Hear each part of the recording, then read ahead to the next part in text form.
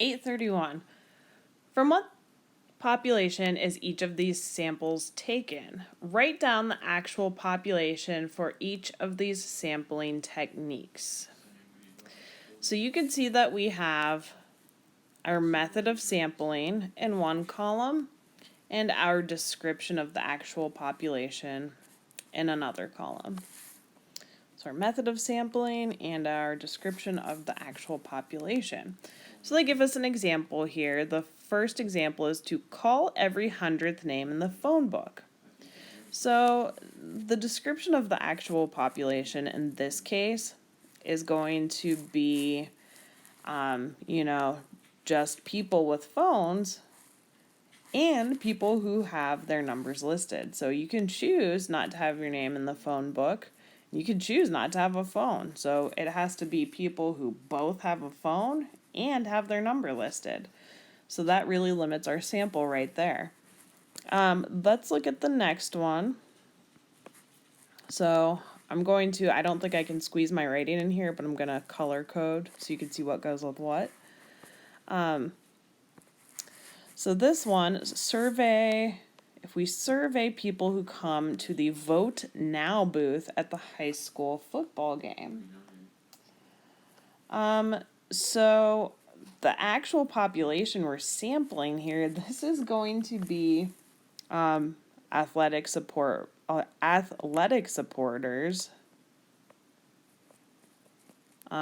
more specifically football in this case. So athletic supporters who are interested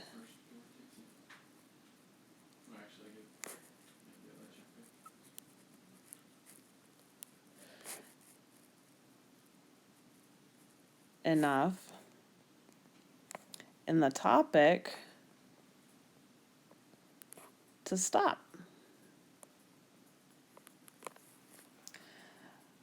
All right, so since it's at a football game, who goes to a football game? Well, athletic supporters or people who like football.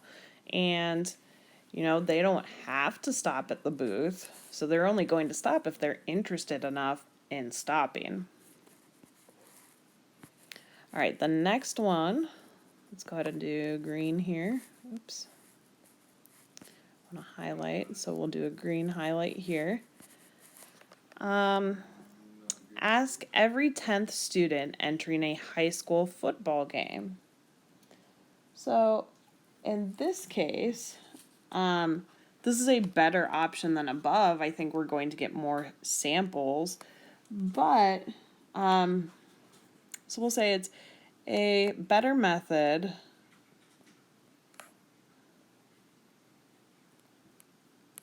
than the previous one.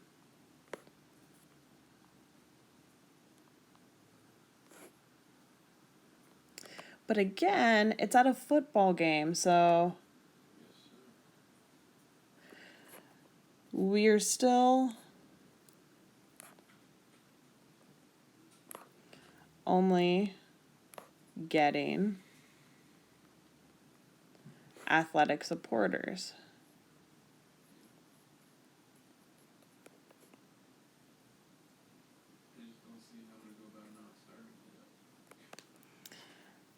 All right,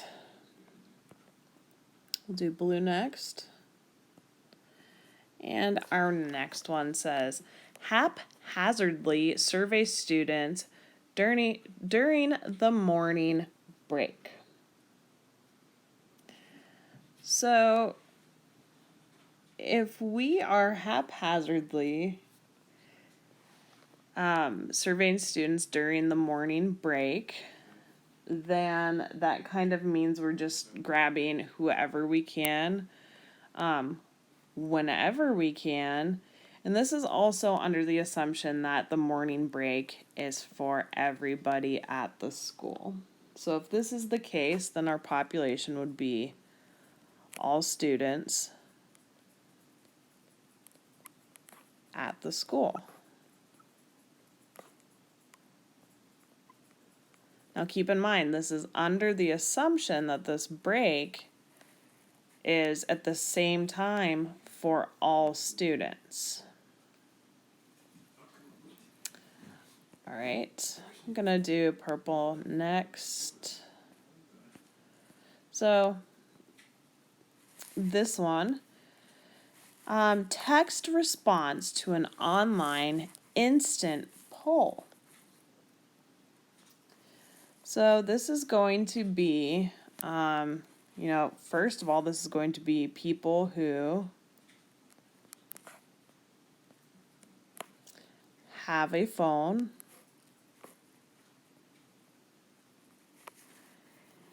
and people who can text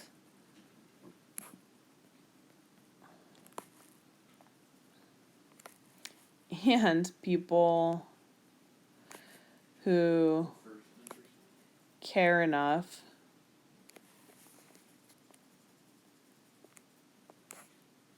to reply. So, I'm sure we're all familiar with the YouTube ads before we get to watch a video. Every once in a while, a survey will pop up and you can skip the survey. So it's kind of like, one of those, except for you text a response. So, I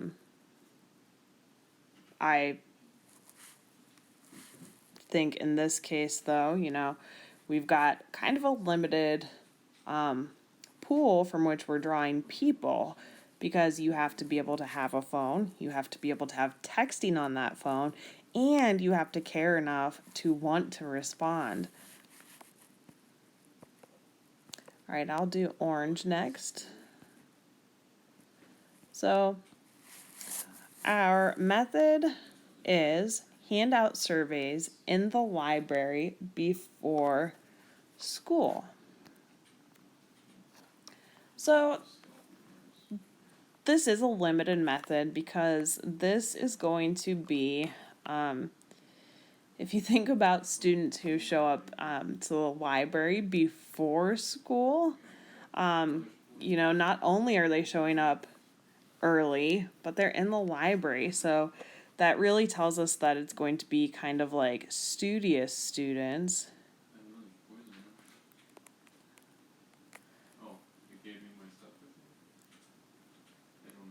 Or, students who are really concerned about grades or doing well, that they are, they're getting to school so early that they're going to hang out in the library before school even starts. So,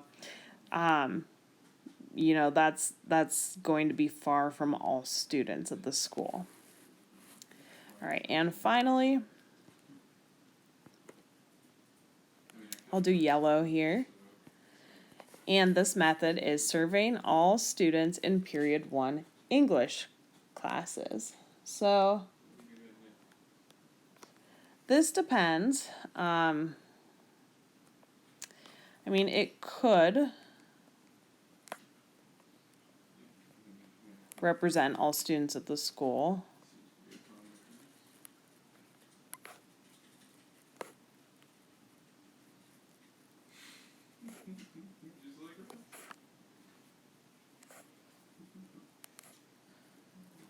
It just depends.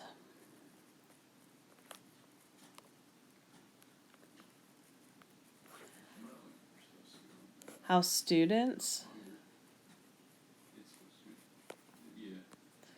are assigned to their English classes. If you go to the end of the world to the left or further, you can go like 2 on screen.